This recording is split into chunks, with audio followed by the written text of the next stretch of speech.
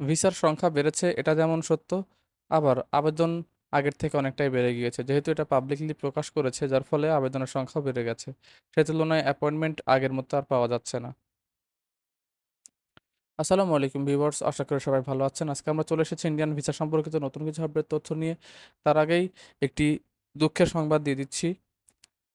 আমার সাবস্ক্রাইবারদের লাস্ট কয়েক মাস যাবৎ সাগর ভাই নামে যেই ব্যক্তি ইন্ডিয়ান ভিসা সংক্রান্ত যাবতীয় হেল্প এবং যাবতীয় তথ্য দিয়ে সহযোগিতা করে আসছিল, গত শুক্রবারে সে একটি রোড অ্যাক্সিডেন্টে খুবই গুরুতরভাবে আহত হয়। সেখানে তার মাথার একটা অংশ পুরাটাই নষ্ট হয়ে যায়।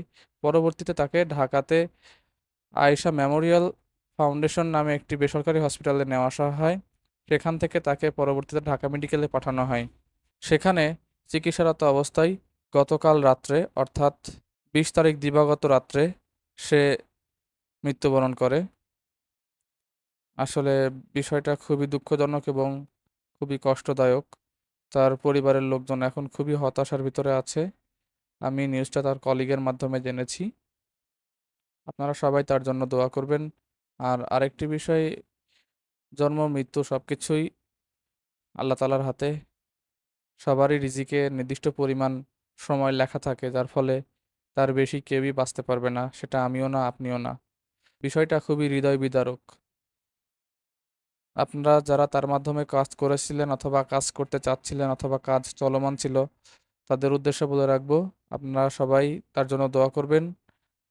সে কিন্তু লাস্ট বৃহস্পতিবারেও তার অফিস করেছে এবং অফিস চলাকালীন সে আমার প্রায় 5 থেকে 6 জন সাবস্ক্রাইবারদেরকে মেডিকেল ভিসার অ্যাপয়েন্টমেন্ট এবং ভিসা প্রসেসিংয়ের কাজ করে দিয়েছে। তাদের ভেতরে যারা অ্যাপয়েন্টমেন্ট পেয়েছিল, বৃহস্পতিবারে অ্যাপয়েন্টমেন্ট পেয়েছিল আর রবিবারে তাদের ফিঙ্গারের ডেট ছিল। তাদের ভেতরে প্রথমে আছে দেবাশিস ভট্টাচার্য ভাই। তিনি মেডিকেল ভিসার জন্য অ্যাপয়েন্টমেন্ট পেয়েছিল, তার ফিঙ্গারের ডেট ছিল 20 তারিখে, অর্থাৎ গতকালকে। নিলয় চন্দ্র মেডিকেল ভিসার জন্য অ্যাপয়েন্টমেন্ট পেয়েছিল, তার ফিঙ্গারের ডেট ছিল 20 তারিখে। মোশাররফ হোসেন মেডিকেল ভিসার জন্য অ্যাপয়েন্টমেন্ট পেয়েছিল, তার ফিঙ্গারের ডেট ছিল 20 তারিখে। জহিরুল হক মেডিকেল ভিসার জন্য অ্যাপয়েন্টমেন্ট পেয়েছিল, তার ফিঙ্গারের ডেট ছিল 20 তারিখে। রাতুল বিশ্বাস মেডিকেল ভিসার জন্য অ্যাপয়েন্টমেন্ট পেয়েছিল, তার ফিঙ্গারের ডেট ছিল 20 তারিখে। সুমন হাওলাদার মেডিকেল ভিসার জন্য অ্যাপয়েন্টমেন্ট পেয়েছিল, তার ফিঙ্গারের ডেট ছিল 20 তারিখে। তো এখানে আপনারা দেখতেই পাচ্ছেন, সে কিন্তু শেষ দিন পর্যন্ত লোকজনের সহযোগিতা করার চেষ্টা করেছে। হ্যাঁ, এটা ঠিক, ভুল ভ্রান্তি সবারই হয়। আপনাদের কারোর কাছে যদি সে কোনো ভুল করে থাকে, কোনো খারাপ ব্যবহার অথবা খারাপ আচরণ করে থাকে, আপনারা সবাই তাকে মাফ করে দিবেন। কারণ মৃত ব্যক্তির ওপরে কোনো ধরনের দায়বদ্ধতা রাখা ঠিক না। তো আপনারা নিজ নিজ জায়গা থেকে তার জন্য প্রার্থনা করবেন।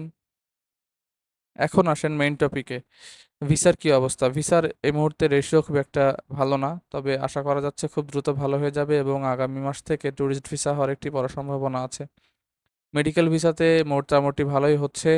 আমরা চেষ্টা করব খুব দ্রুত নতুন কোনো ব্যবস্থা করার, যাতে করে আমার সাবস্ক্রাইবারদের কোনো না কোনোভাবে উপকার হয় এবং কাজ তারা করতে পারে। তো আজকের মতো এ পর্যন্তই। নতুন ভিডিওর জন্য আমাদের চ্যানেলটি সাবস্ক্রাইব করে রাখুন। আল্লাহ হাফেজ।